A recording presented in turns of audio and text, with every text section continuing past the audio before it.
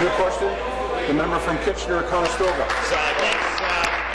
My question is to the Minister of Transportation. Just weeks before the election, the former Minister of Transportation announced your government would invest in high-speed rail from London to Toronto with a stop in Kitchener. Of course, he didn't. Stop the clock. I'm going to ask the member from Eglinton Lawrence, the member from Eglinton Lawrence, and the member from Hamilton Stony Creek, East Hamilton East Stony Creek, take it outside.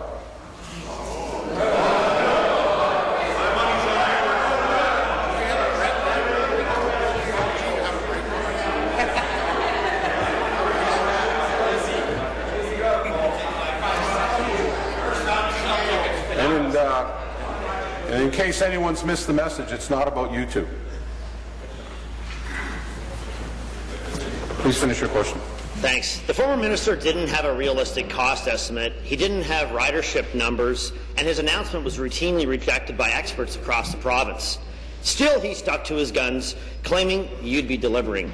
Minister, we all know that Liberal promises during elections aren't worth the paper that they're written on, so I'd like to give you a chance to set the record straight. Minister, was this high-speed rail promise come to order.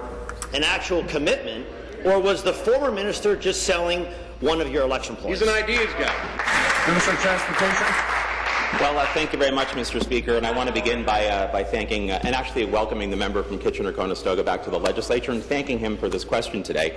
I also understand that he is the PC Caucus's transportation critic, so I look forward to having the chance to work closely with him and all other members on all sides of the House to make sure that we deliver on the plan that the people of Ontario have elected us to do, Speaker. And that means that for communities like Kitchener and communities right across the province of Ontario, that it's crucial that we begin to get on with the work at hand, that we begin to make sure that the $29 billion that we've earmarked for transit and transportation infrastructure get rolled out so that communities like Kitchener and communities across this province have the benefits from those investments. Speaker, thanks very much. So back to the minister.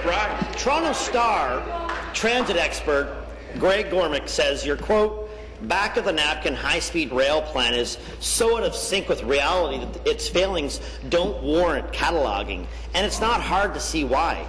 When the former minister made your high-speed rail commitment, he couldn't offer any details. He just said that he had a study somewhere which backed up his claims. Although he refused to release the study during the election, he told the media, quote, one of the first things we want to do if we're re-elected is to get those studies out there. Minister, in the spirit of transparency, will you release this mystery study, or will you continue to hide it because you know it won't back up your claims? Come on. Thank you. Minister of Transportation. Thank you very much, Mr. Speaker, and I thank the member from Kitchener-Conestoga for that supplementary question. It's important for everyone to understand that we are working very hard to finalize a business case for this particular project. But one of the things that I do want to highlight in my response today is how proud I was to serve alongside the former member from Kitchener Centre because of his extraordinary advocacy for his community, and how much I'm looking forward to working closely with the new member from Kitchener-Conestoga, who is right here, from Kitchener Centre, Speaker, who I know will continue to be a champion for her community.